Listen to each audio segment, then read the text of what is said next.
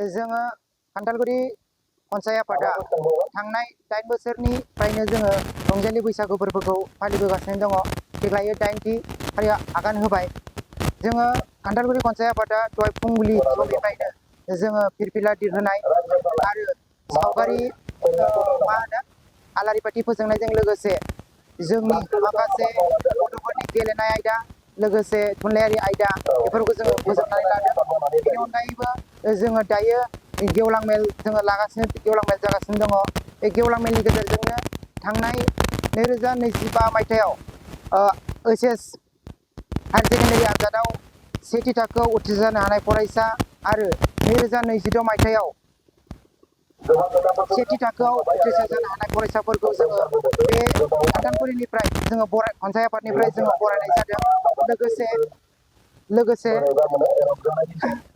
लोगोसे जोङो जोंनि गामि ओनसोलाव आबादजों सोमोन्दो गोनां आबादजों थांनानै थानाय सुबुं जोङो न'खरफोर बिनि थाखायनो जोङो दिनैहाय जोंनि बे मेलनि गेजेराव जोङो सासे जाफुंसार आबादारि जों लेंनानै लाबोदों।